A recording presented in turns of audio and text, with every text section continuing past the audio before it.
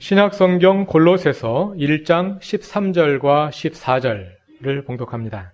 하나님의 말씀을 경청하십시오. 아버지께서 우리를 암흑의 권세에서 건져내셔서 자기의 사랑하는 아들의 나라로 옮기셨습니다. 우리는 그 아들 안에서 구속, 곧 죄사함을 받았습니다. 아멘. 하나님께서 이 말씀을 통하여 우리에게 은혜 주시기를 바랍니다. 기독교 신앙의 핵심은 예수 그리스도의 십자가에서 일어난 대속입니다. 예수 그리스도는 우리의 죄를 대신하여 죽으셨고 그 십자가의 대속을 믿는 사람은 아무 공로와 대가 없이 구원을 받습니다. 그러나 우리가 습관적으로 되뇌이는 이 교리를 모든 교우들이 충분히 이해하고 또 납득한 채로 믿고 계신 것인지는 잘 모르겠습니다. 제 경우에는 이것이 기독교 교리 중 가장 납득하기 어려운 조항이었습니다. 예수께서 처녀의 몸에 태어나셨다는 것보다도 죽은 예수가 다시 살아나셨다는 것보다도 예수께서 십자가에서 나의 죄를 사하셨다는 것, 가장 이해할 수 없는, 가장 늦게 깨우쳤던 그러한 우리의 신앙의 내용이었습니다. 여러 그리스도인들로부터 십자가 신앙에 대한 간증을 듣습니다. 평소에는 십자가가 잘 믿어지지 않았는데 어느 순간 예수 그리스도의 십자가가 가슴에 깊이 울려오면서 예수께서 나를 위해 죽으셨구나 하는 깨달음과 감사가 몰려오더라는 것입니다. 그 순간 내가 얼마나 죄가 많은 사람인지를 깨닫게 되고 그러한 나를 위해 십자가에서 죽으신 예수님의 은혜가 얼마나 큰지를 절감하게 되었다는 것입니다. 아마 여러분들에게도 그런 순간들이 있으셨을 것입니다. 물론 저에게도 그런 순간들이 여러 번 있었습니다. 그리고 보통 우리는 그때 예수 그리스도의 십자가가 믿어졌다 이렇게 말하곤 합니다. 이것을 가리켜 일종의 정서적 접근이라 할 수 있을 것입니다. 십자가를 머리로는 이해할 수 없지만 가슴으로 느끼게 된다는 것입니다. 그래서 많은 그리스도인들이 그러한 정서적 울림을 추구합니다. 그러나 문제는 이러한 정서적 울림이 늘 그 상태로 유지되지는 않는다는 것입니다. 그래서 찬양 집회나 부흥 집회 같이 감정을 고양시킬 수 있는 자리에 반복적으로 참석함으로써 그 울림을 유지하려 하기도 합니다. 영화 패션 오브 더 크라이스트가 예수님의 고통을 그렇게 잔인하게 오랜 시간에 걸쳐 묘사한 이유도, 그리고 개봉한 지 10여 년이 지났음에도 여전히 많은 그리스도인들이 그 영화에 열광하는 이유도 그 영화가 그러한 정서적 울림을 더 강하게 갖도록 도와주기 때문일 것입니다. 그러나 저는 과연 그것이 십자가 신앙의 모든 것인가 하는 질문을 가지고 있습니다. 왜냐하면 이러한 유형의 십자가 신앙은 우리가 일상적 삶으로 나아가면 희미해지고 그와 반대로 삶으로부터 뒷걸음질을 쳐서 교회 안에 머물 때 또는 조용히 기도할 때 그때 선명해지는 특징을 가지고 있기 때문입니다. 우리가 정서적으로 어떤 상태에 있을 때는 그 십자가가 느껴지는데 평소에는 그 십자가가 믿어지지 않는, 일상생활에서 바쁜 가운데 또 우리의 삶 가운데 그 십자가를 적용하고자 할 때는 어떻게 적용해야지 알 수 없는 그런 것이 우리가 지금까지 가져온 십자가 신앙이 아니었었나 하는 질문을 하게 되는 것입니다. 십자가 신앙은 우리 신앙의 핵심 중에서도 핵심인데 과연 십자가 신앙이 거기까지인가 하는 질문을 하게 되는 것이죠. 그래서 저는 우리의 십자가 신앙을 처음부터 다시 조목조목 짚어볼 필요가 있다고 생각합니다. 우리는 그동안에도 여러 번에 걸쳐서 우리의 신앙에서 십자가가 가지는 의미를 살펴보았습니다. 예를 들어서 예수께서 왜 십자가를 지실 수밖에 없었는지, 예수를 십자가로 몰고 간 현실과 그 현실의 아들을 내어줄 수밖에 없는 하나님의 곤경에 대해서 생각해 본 적이 있고요. 십자가의 두 측면, 즉 우리의 십자가와 예수의 십자가의 관계에 대해서도 여러 번 말씀드린 바가 있습니다. 오늘은 이미 다뤄온 그러한 내용들과 관련해서 예수께서 십자가에서 우리 죄를 대속하셨다는 것이 무엇을 의미하는지 함께 생각해 보고자 합니다. 이 설교를 통해 의도하는 것은 두 가지입니다. 하나는 설교자로서 십자가의 대속을 더 납득할 수 있도록 설명해 보려는 것이고요. 다른 하나는 십자가 신앙이 결코 삶으로부터 멀리 떨어진 것이 아니라 우리의 삶의 한가운데서 삶과 밀접히 관련되어 있는 것임을 보이려는 것입니다. 그런데 이 주제로 넘어가기 전에 먼저 해결해야 할 문제가 하나 있습니다.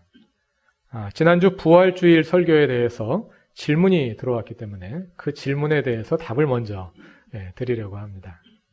제가 설교 중에 초대교회의 부활신앙에 대해서 다음과 같은 말씀을 드렸습니다. 신약성경 어디에도 예수님이 실제로 부활하셨느냐고, 예수님이 부활하신 것 맞느냐고 질문하는 사람이 하나도 없다. 그리고 신약성경 어느 구절에서도 예수께서 실제로 부활했다고 입증하거나 설명하려는 것을 찾아볼 수 없다. 이렇게 말씀드렸는데요. 이에 대해서 겨우 한 분이 질문을 하셨습니다.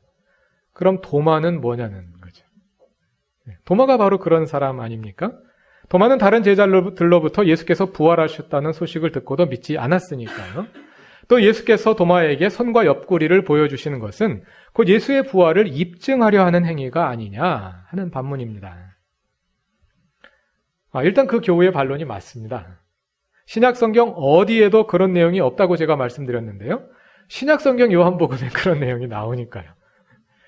제가 너무 단순화해서 요점만 전달하려 하다 보니까 무리가 있었습니다.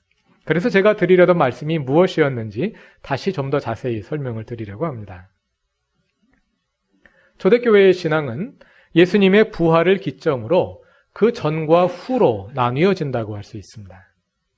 부활 이전까지 제자들은 예수를 따라다니고 그가 그리스도라고 고백하면서도 자신들이 고백하는 내용이 무엇인지 몰랐습니다. 무엇인지 모르는 내용을 고백하는 것입니다. 그래서 예수께서 부활하셨다는 소식을 들었을 때 제자들은 모두 의아해합니다. 그것은 도마만 그런 것이 아니라 모든 사도들이 다 그랬습니다. 다 같이 누가복음 24장 9절부터 11절을 찾아보겠습니다. 누가복음 24장 9절부터 11절까지 다 같이 읽어보겠습니다. 그들은 무덤에서 돌아와서 11제자와 그 밖의 모든 사람들에게 이 모든 일을 알렸다. 이 여자들은 막달라 마리아와 요한나와 야고보의 어머니인 마리아이다. 이 여자들과 함께 있던 다른 여자들도 이 일을 사도들에게 말하였다. 그러나 사도들에게는 이 말이 어처구니 없는 말로 들렸으므로 그들은 여자들의 말을 믿지 않았다. 여기서 9절에 나오는 그들이란 부활의 새벽에 무덤에 찾아갔던 여인들을 가리킵니다. 10절에 그 여인들의 이름이 나옵니다. 그 여인들이 무덤에서 돌아와 사도들에게 부활의 소식을 알리지만 사도들은 그 말을 믿지 않습니다. 여기서 11절의 서술 방식에 주의해 볼 필요가 있는데요. 본문은 겉으로 나타난 반응보다 제자들의 내면에 주목하고 있습니다. 제자들은 믿지 않았습니다. 왜 그랬을까요? 왜냐하면 제자들의 눈에는 여인들이 어처구니 없는 소리를 하는 것으로 들렸던 것입니다. 황당무계한 소리를 하고 있는 것처럼 보였던 것입니다. 이것은 제자들이 예수께서 다시 살아나실 것을 전혀 고려하지 않고 있었다는 것을 보여줍니다. 말하자면 제자들의 인식의 세계에는 부활이 아직 입력되어 있지 않았어요. 그렇기 때문에 여인들이 부활의 소식을 전했을 때 제자들은 그게 뭔 소리야? 이런 반응을 보였던 것입니다. 도마만 그런 것이 아니라 모든 사도들이 다 그런 반응을 보였던 것입니다. 그러나 예수의 제자들은 이 믿을 수 없는 일이 실제로 일어나는 것을 경험하게 됩니다. 부활하신 예수를 직접 만난 것입니다. 그리고 나서 이 부활은 기독교 신앙의 토대이자 전제로 자리 잡게 됩니다. 하나님께서 살아계시다는 것이 기독교 신앙의 전제이듯이 예수의 부활이 기독교 신앙의 또 하나의 핵심 전제가 된 것입니다. 그 후부터 신약 성경은 예수께서 실제로 부활하셨다고 증명하려 하지 않습니다. 그리고 아무도 그에 대해서 묻지도 않습니다. 왜냐하면 이것은 설명할 필요가 없는 기독교 신앙의 경험적인 토대가 되었기 때문입니다. 지난 주일 설교에서 저는 그것을 말씀드리려고 한 것입니다. 신약 성경에서 아무도 예수가 실제로 부활하셨느냐고 묻지 않고 또 누구도 그것을 설명하려 하지 않는다고 말씀드렸는데요. 정확히 말하자면 그 앞에 예수의 부활을 경험한 후에 이런 전제를 달아야 할 것입니다. 제자들이 예수의 부활을 경험한 후에 부활은 기독교 신앙의 전제가 되었기 때문에 신약 성경의 저자들 중 아무도 부활이 사실이라는 것을 입증하거나 설명하려 하지 않는다. 이것이 제가 드리려던 말씀입니다. 자, 이제 부활은 기독교 신앙의 전제가 되었습니다. 이때부터 기독교 신앙에는 엄청난 지각 변동이 일어나기 시작합니다. 왜냐하면 그동안 예수님께서 하시는 말씀을 들었지만 무슨 말씀인지 도무지 이해할 수가 없었어요. 귓가에 들어오지도 않았습니다. 예수님이 부활하신다는 말씀을 여러 번 하셨는데 예수님 부활하셨다니까 그게 뭔 소리야? 이런 반응을 보이잖아요. 예수님께서 여러 번 말씀하셨음에도 불구하고 이해가 되지 않았을 뿐만 아니라 그 자체가 입력되지 않는 거예요. 무슨 뜻인지 이해할 수 없던 예수님의 수많은 말씀들이, 그리고 그동안 도대체 왜 이런 일이 일어나는가 받아들일 수 없던 사건들이 부활의 빛에 비추어지면서 한꺼번에 이해가 되기 시작을 했던 겁니다. 아, 그런 뜻이었구나. 예수님의 말씀이 그런 뜻이었구나. 이 사건이 이래서 일어나는 것이구나. 그 모든 사건들이, 그 모든 말씀들이 부활의 빛에 비추어지면서 한꺼번에 이해가 몰려온 거예요. 엄청난 계시가 기독교 신앙에 일어났던 것입니다. 부활을 경험하기 전까지 예수를 따르던 사람들의 신앙은 전통적인 유대교 신앙과 크게 다르지 않았습니다. 비록 베드로가 예수는 그리스도이시라고 고백했지만 그것은 유대인들이 가지고 있던 그리스도 신앙, 메시아 신앙에 단순히 예수라는 이름을 더한 것에 불과합니다. 그리고 그러한 엇갈린 기대는 예수의 십자가라는 걸림돌을 만났을 때 거기에 걸려 넘어진 채 다시는 빠져나올 수 없는 나락으로 추락해 버리는 듯 보였습니다.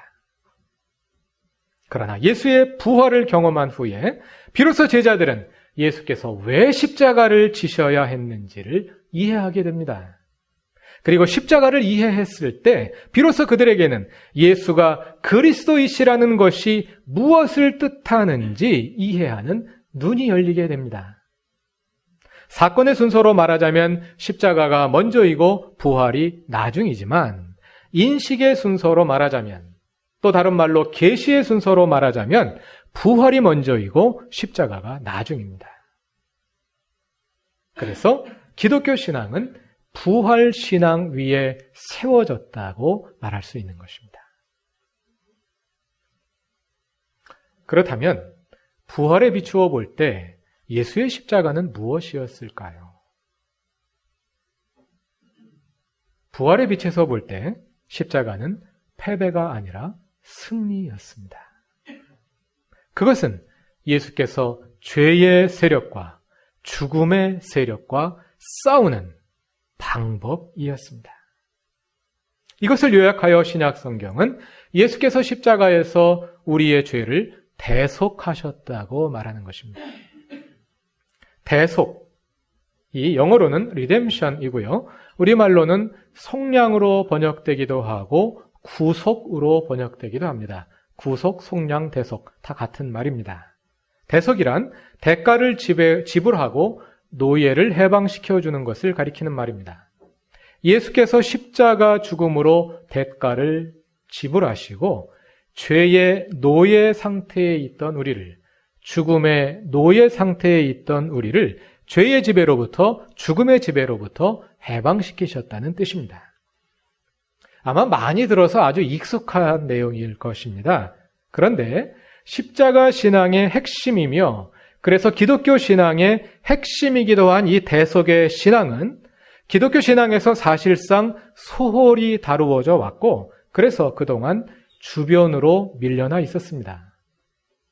우리는 십자가 대속을 습관처럼 입에 달고 반복하지만 사실은 십자가의 대속은 우리의 신앙의 핵심에 있었던 것이 아니라 그동안 주변에 밀려나 있었어요. 그렇기 때문에 예수님의 십자가 대속을 이해하기가 어려웠던 것입니다. 이게 무슨 말씀인가 하면 사형리를 보면 그것을 잘 알 수 있습니다. 사형리는 한 선교단체에서 만든 전도용 책자입니다만 그동안 기독교회가 가르쳐온 구원의 진리를 그 핵심을 매우 잘 요약해 놓았습니다. 그리고 한국교회가 일반적으로 가르치고 있는 내용과도 일치합니다. 그래서 그 내용을 잘 살펴보면 우리가 무엇을 믿고 있는지를 아주 일목요연하게 잘 볼 수 있습니다. 사형리는 4개의 영적 원리라는 뜻인데요. 첫 번째 원리는 하나님께서 우리를 사랑하시며 우리를 위한 놀라운 계획을 가지고 계시다는 것입니다. 둘째는 그러나 사람이 죄에 빠져서 하나님과 우리 사이에는 커다란 간격이 생겼기 때문에 우리는 하나님의 사랑과 계획을 알 수 없고 그것을 체험할 수도 없다는 것입니다. 하나님과 우리 사이에 큰 골짜기가 생겨서 이 골짜기를 뛰어넘을 수 없다는 것이죠. 도덕을 통해서, 종교를 통해서, 선행을 통해서 이것을 뛰어넘으려고 사람들이 노력하지만 결코 뛰어넘을 수 없는 커다란 골짜기가 생겼다는 것입니다. 셋째는 하나님과 우리 사이에 놓여진 그 간격을, 그 골짜기를 예수께서 십자가로 연결하셨기 때문에 우리는 예수를 통해 하나님을 알고 경험할 수 있다는 것입니다. 그래서 넷째는 우리가 예수님을 개인의 구주요 하나님으로 영접할 때 그 모든 일이 나의 일이 되고 우리가 하나님을 알고 경험하게 된다는 것입니다. 사형리는 마지막으로 2개의 그림을 보여줍니다. 그림 하나에는 내 인생의 왕자에 내가 앉아 있고 예수님은 문 밖에 밀려나 있습니다. 나는 모든 일을 나 자신이 주관하기 때문에 자주 혼란과 좌절에 빠집니다. 또 하나의 그림에는 내 중심의 왕자에 예수께서 앉아 계시고 나는 예수님 왕자에서 내려와 모든 것을 그리스도께 맡기고 그 발밑에 앉아 있습니다. 모든 일을 그리스도께서 주관하시며 나는 하나님의 계획과 일치된 생활을 하게 됩니다. 이 전체를 다시 둘로 요약해 볼 수 있습니다. 사형리는 크게 2개의 항으로 되어 있는데요. 하나는 하나님이고 다른 하나는 인간입니다. 그래서 사형리를 다음과 같이 더 요약할 수 있습니다. 하나는 하나님이 변함없이 인간을 사랑하신다는 것이고 다른 하나는 인간이 하나님의 사랑을 거부할 수도 있고 받아들일 수도 있다는 것입니다. 그것이 사형리가 말하는 것입니다. 그런데 이처럼 하나님과 인간이라는 2항만을 가지고 설명하다 보면 한 가지 문제에 직면하게 됩니다. 그것은 이 도식으로는 인간의 자유를 설명하기가 어렵다는 것입니다. 인간에게는 하나님의 뜻을 받아들이든지 거부하든지 2개의 선택밖에 없는데요. 나의 자유를 내세우면 하나님을 거부하게 되고 하나님을 받아들이려면 나의 자유를 포기해야 합니다. 이렇게 하나님의 주 되심과 나의 자유를 어떻게 조화시킬 수 있는지 이 도식으로는 설명하기가 어렵습니다. 설명하려면 못할 것은 없는데 그동안 그렇게 설명하지 않았던 것 같습니다. 우리가 가지고 있는 신앙에서 우리가 하나님의 뜻을 따른다는 것은 곧 나의 자유를 포기하는 것을 의미해 왔지 않습니까? 왜냐하면 2개의 항만 가지고 설명하다 보니까 그런 한계에 빠진 것입니다. 저는 이 사형리에 다시 말하자면 우리가 그동안 가져왔던 일반적인 기독교 신앙에 반드시 고려되어야 할 중요한 요소 한 가지가 빠져 있다고 생각합니다. 그것은 죄의 세력입니다. 죄에는 2가지 의미가 있는데요. 하나는 우리가 짓는 자잘하거나 큰 범죄들로서 우리의 통제 안에 있는 것입니다. 다른 하나는 우리 밖에 있는 거대한 죄의 세력입니다. 이 죄의 세력은 우리의 통제를 받기보다 오히려 우리를 통제하려 들고 우리를 파멸로 몰고 갑니다. 로마서 7장은 죄가 어떻게 율법을 이용하여 우리를 지배하려고 드는지 그 메커니즘을 보여줍니다. 그리고 6장은 우리가 죄로부터 해방되어 죄의 지배로부터 해방되어 의의 종이 되었으므로 더 이상 죄의 지배를 허용하지 말고 스스로를 의의 무기로 하나님께 드리라고 말합니다. 성경은 분명히 죄라는 것이 단지 우리 안에만 있는 것이 아니라 우리 밖에 있어서 우리를 지배하는 거대한 세력임을 보여주는 것입니다. 구원은 자유와 동의어입니다. 우리가 구원받았다. 그 말은 우리가 해방되었다는 말입니다. 우리가 자유롭게 되었다는 말입니다. 같은 말입니다. 우리가 구원받는다는 것은 곧 죄와 죽음과 율법의 지배로부터 해방되는 것입니다. 그러므로 로마서 8장 1절은 그리스도 예수 안에 있는 생명의 성령의 법이 죄와 죽음의 법으로부터 우리를 해방하였다. 이렇게 말하는 것입니다. 이처럼 성경이 말하는 죄란 단순히 우리가 짓는 범죄들만을 가리키는 것이 아니라 우리를 지배하는 거대한 죄의 세력을 가리키는데요. 성경은 이를 죽음의 세력으로 기술하기도 하고 어둠의 권세로, 암흑의 권세로 기술하기도 합니다. 사실 우리의 범죄들은 우리 스스로를 죄의 세력에 내어준 결과로 이루어지는 것입니다. 내가 죄를 짓는다. 그 말은 죄가 나를 지배하도록 나를 죄에게 내어준 결과로 나타난 것입니다. 결국은 같은 것이지요. 예수께서 우리를 구원하시기 전에 우리는 죄의 완전한 지배 가운데 있었습니다. 우리는 그 죄의 지배를 벗어나려고 노력하지만 인간의 힘으로는 그 죄의 지배를 벗어날 수 없습니다. 도덕으로도 종교로도 선행으로도 그 모든 것으로도 그 죄의 지배를 벗어날 수 없습니다. 우리는 죄의 꼬봉이었거든요. 그래서 우리는 하나님께로 나아갈 수 없는 것입니다. 우리 스스로 힘으로는 벗어날 수가 없습니다. 왜냐하면 죄가 우리의 주인이기 때문에 우리는 죄의 노예이기 때문에. 그런데 예수께서 십자가를 지심으로 우리를 그 죄의 노예 상태로부터 해방하셨다는 것입니다. 우리를 죄의 지배로부터 속량하셨다는 것입니다. 대속하셨다는 것입니다. 그것이 대속이라는 말의 의미입니다. 해방시키셨다는 것입니다. 죄의 지배로부터. 물론 그 죄의 지배는 여전히 우리에게 영향력을 행사합니다. 우리들에게는 여전히 과거의 습관이 남아있어서 여전히 죄에게 우리를 맡겨두려는 육체의 욕망에 우리를 내어주려는 그러한 유혹에 끊임없이 시달리게 되는 것이죠. 그러나 우리의 전과 후가 다른 것은 그럼에도 불구하고 예수 그리스도께서 죄와의 결정적인 싸움에서 이기셨기 때문에 우리는 이러한 분투 끝 속에 내 노력으로 이것을 벗어나는 것이 아니라 예수의 능력으로, 십자가의 능력으로 그 싸움에서 이길 수 있다는 것이죠. 우리는 끊임없이 지면서 살아갑니다. 그러나 궁극적인 승리가 우리 앞에 놓여 있습니다. 그것이 우리의 부활입니다. 그것이 성경이 말하는 것입니다. 이 죄의 세력, 이 어둠의 세력, 죽음의 세력이 바로 사탄입니다. 그동안 우리는 사탄을 신화적인 언어로만 이해해온 경향이 있습니다. 사탄 그러면 무슨 전설 따라 삼천리에 나오는 귀신들 이런 것들만 우리가 생각하는 경향이 있단 말이에요. 그러다 보니까 사탄은 우리에게 꽤 멀리 있는 것이고 꼭 그걸 설명하지 않아도 우리의 신앙을 설명하는데 별 문제가 없고 또 현대인들은 받아들이기 어려운 좀 미개한 내용인 것 같고 이런 것이 사탄에 대한 우리의 알매 체계였습니다. 그러나 사탄은 우주적으로 존재하는 영적 세력일 뿐만 아니라 우리가 일상의 삶에서 경험하고 있는 우리가 매일 경험하고 있는 우리를 지배하려 드는 육체의 욕망이기도 하고 개인적으로 뿐만 아니라 사회 구조적으로 권력의 뒤에 또아리를 틀고 숨어서 권력자들과 그 희생자들을 함께 파멸시키려 드는 그러한 사회적인 세력이기도 합니다. 오늘의 중심 주제는 십자가에서 이루어진 대속입니다. 대속이란 예수께서 그의 목숨을 대가로 치르시고 우리를 그 죄의 지배로부터 해방시키셨음을 말합니다. 따라서 우리를 지배하고 있는 죄의 세력을 상정하지 않고는 대속을 말할 수가 없는 거죠.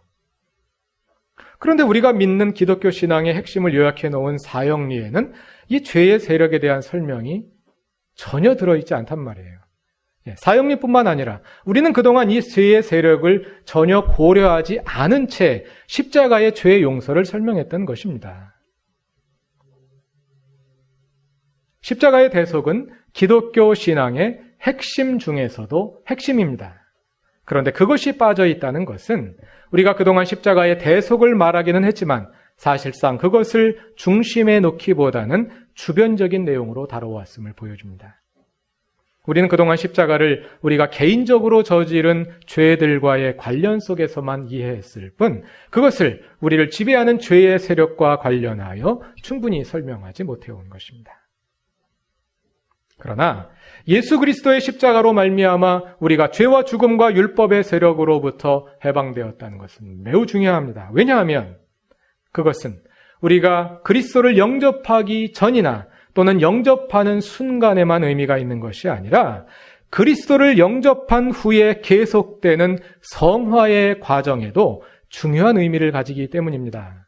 십자가의 대속은 우리가 그리스도를 영접하는 그 순간에만 중요한 것이 아니라 우리의 삶의 일생 전체를 통해서 십자가의 대속이 우리의 삶에 실현되어야 하는 것입니다.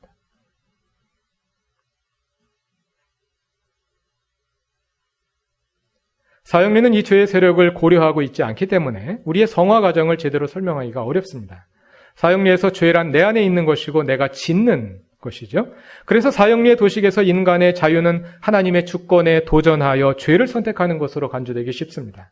사형리에서 인간의 선택은 하나님의 뜻을 따를지 내 뜻을 따를지 둘 중에서 결정되기 때문입니다. 그러나 정확히 말하자면 우리의 선택은 하나님의 뜻을 따를 것이냐 내 뜻을 따를 것이냐 여기에서 이루어지는 것이 아니라 하나님의 뜻을 따를 것이냐 죄를 따를 것이냐 이 둘 중에서 이루어지는 것입니다. 갈라디아서 6장의 용어들로 말하자면 성령에 이끌려 살 것인지 육체의 욕망에 이끌려 살 것인지 둘 중 하나를 선택하는 것입니다. 그 선택은 나의 자유입니다. 나는 나의 자유로운 선택에 따라 하나님의 뜻과 일치되어가는 삶을 살 수도 있고 육체의 욕망에 지배당하는 삶을 살 수도 있습니다. 하나님의 뜻과 일치되어가는 삶은 자유가 신장되어가는 과정입니다. 왜냐하면 하나님은 우리를 강제로 지배하지 않으시고 우리의 자유의지를 가지고 하나님께 이끌려 살기를 바라시기 때문입니다. 우리가 예수를 영접한 그 순간 내 인생의 보좌에는 내가 앉아있고 예수님은 문 앞에, 겨우 문 앞에 들어와서 여기 서 계십니다. 우리가 예수님께 내 삶의 중심 의자를 내어드리지 않는 한 우리가 죽을 때까지 예수님은 문 앞에 서 계십니다. 많은 분들이 그렇습니다. 예수님이 죽는 순간까지 수십 년을 문 앞에 그냥 서 계시는 거예요. 이 상태로 수십 년을 살다가 죽는 것이 많은 그리스도인들의 삶입니다. 예수님은 우리가 우리 삶의 중심 보좌를 내어드리지 않는 한 절대로 거기 와서 앉지 않으십니다. 내어드려야지 않는 거예요. 나의 자유입니다. 내가 앉혀드리는 거지 예수님이 억지로 가서 앉으시는 것이 아닙니다. 나의 자유에 의한 선택입니다. 그러나 육체의 욕망과 일치되어가는 삶은 자유가 파괴되어가는 과정입니다. 왜냐하면 육체의 욕망에 지배당할 때 우리의 삶은 피폐해지고 그 파멸을 향해 치닫기 때문입니다. 경험해 보신 분들은 알 것입니다. 육체의 욕망은 우리에게 결코 자유를 허락하지 않습니다. 따라서 우리의 신앙이 성장하는 과정은 곧 자유가 성장하는 과정이라고 말할 수 있는 것입니다.